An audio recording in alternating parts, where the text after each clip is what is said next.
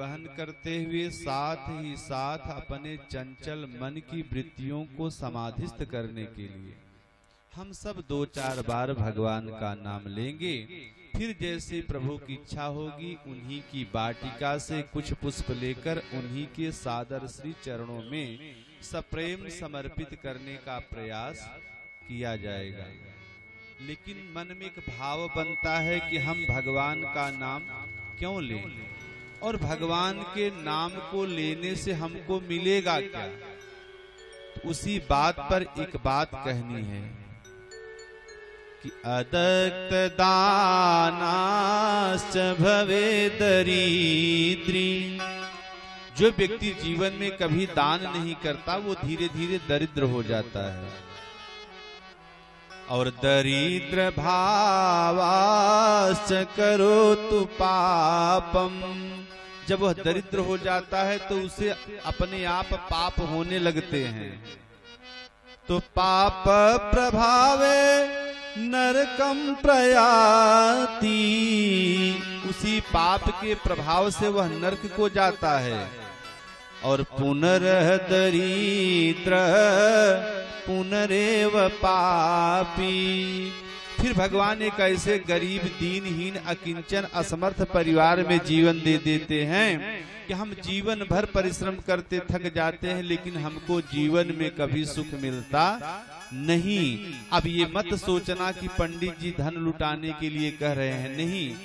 अरे हमको धन नहीं दान करना है तो जल दान कर सकते हैं, अन्न दान करते हैं, इन सबको छोड़ो, कम से कम समय तो दान कर सकते हैं। कहीं भगवान की कथा हो रही है, भगवान की पूजा हो रही है तो आधा घंटा, 1 घंटा, 2 घंटा, 3 घंटा अगर हमने समय दान करके सत्संग कर लिया तो यह भी कम नहीं है। इससे बड़ा दान कहाँ है। यह क्या हो रहा है, ज्ञान का दान हो रहा है। किस दान तो अनेकों प्रकार के हैं। कोई भिखारी आता है, हम धन दिए, उसका स्वभाव हो सकता है मदिरा पीने का हो तो धन ले जाकर वह नष्ट कर देगा। लेकिन अगर किसी को आपने ज्ञान दे दिया, ज्ञानार्जन दे दिया तो हो सकता है उसका परिवार सुखी हो जाएगा। तो सबसे बड़ा दान क्या है, ज्ञान का दान है। अब आप पूछोगे कि कैसे। हरिर हरति पापानि दुष्ट चित्ते रपि स्मृतः।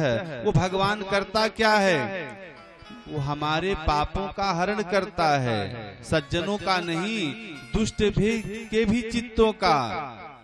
कैसे, अनिच्छयापि संस्पर्शो दहत एवहि पावकः। जैसे आप चले जा रहे हो, अग्नि के टुकड़े पर आपका पैर भूल कर पड़ गया तो अग्नि आपको जला देगी कि नहीं, जला देगी। क्यों जला देगी, आपने तो जानबूझकर पैर रखा नहीं था, वो तो भूल से पड़ गया। लेकिन अग्नि से आप पूछोगे प्यारे तो उसका एक ही उत्तर मिलेगा कि आपका पैर चाहे हमारे ऊपर जाने में पड़ जाए, आपका पैर हमारे ऊपर चाहे अनजाने में पड़ जाए, मेरा तो एक काम है, क्या, जला देना। उसी तरीके से मनसा वाचा कर्मणा अगर हमने एन केन प्रकारेण भगवान का नाम लिया तो समस्त पापों का समोन्मूलन हो जाता है। उसी क्रम में हम आप भगवान की कथा को सुने और जाने।